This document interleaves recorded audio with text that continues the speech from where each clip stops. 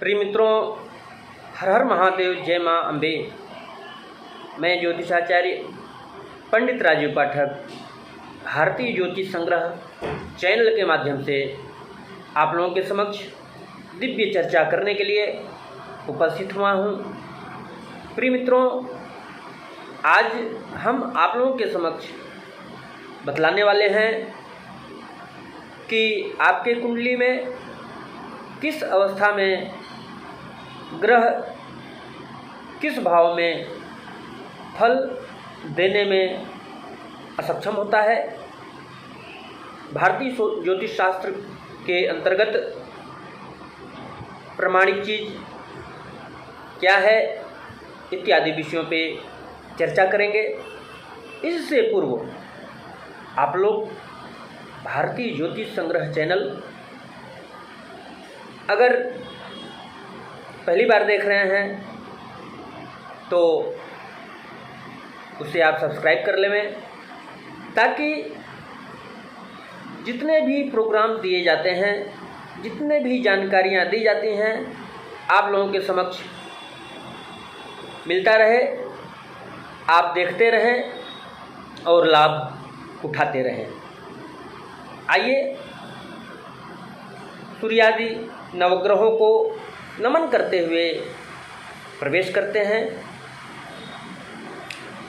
आदित्यादि ग्रहा सर्वे नक्षत्राणि चराशयः आयुः कुर्वन्तु ते नित्यां यशेषा लग्नपत्रिका।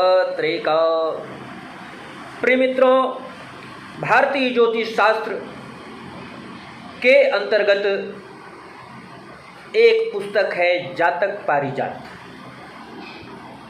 उसमें बहुत सुंदर श्लोक आता है। सभानुरिंदो शशिजश्चतुर्थे गुरुः सुते भूमिसुतः कुटुम्बे भृगुः सपत्ने रविजः कलत्रे विलग्नतास्ते विफला भवन्तु।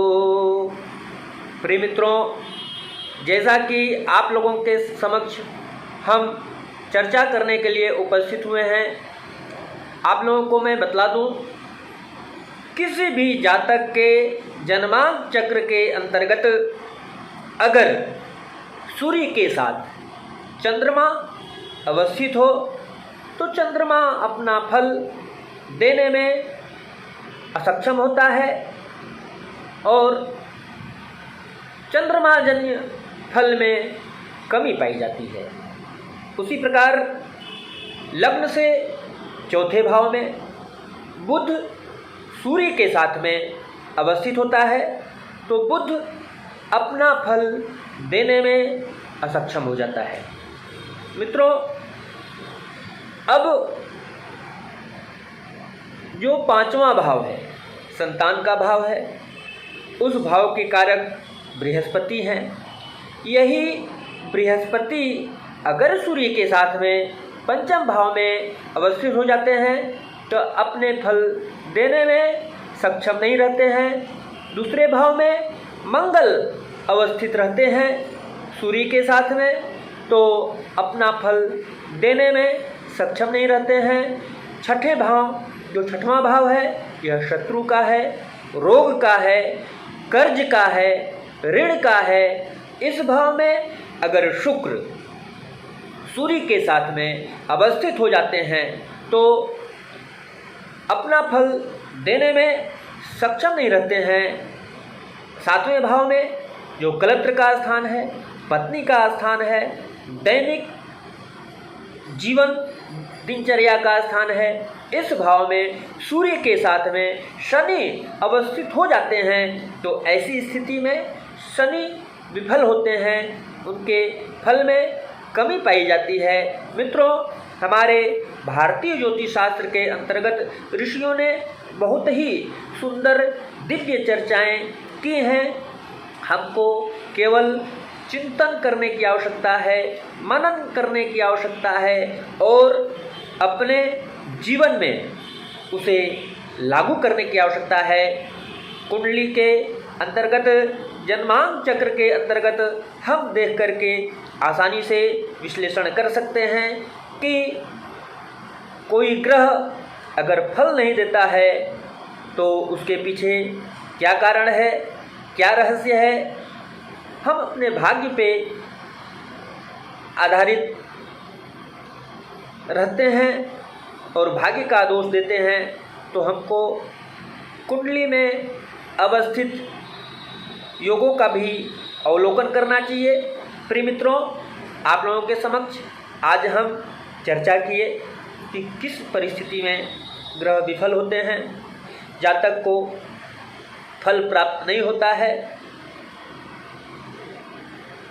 इसी तरह से हम भारतीय ज्योतिष संग्रह चैनल के माध्यम से आप लोगों के समक्ष दिव्य चर्चाओं को लेकर के आते रहेंगे। आज के वीडियो में इतना ही।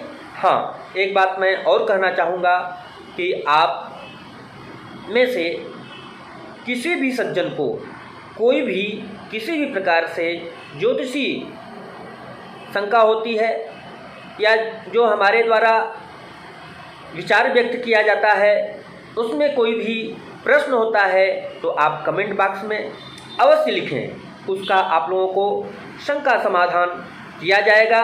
इन्हीं शब्दों के साथ आज अपने वाणी को विराम देते हैं। इसी तरह से दिव्य चर्चाओं को लेकर के आप लोगों के समक्ष उपस्थित होंगे और आप लोग लाभान्वित होते रहेंगे। तब तक के लिए हर हर महादेव, जय मां अम्बे।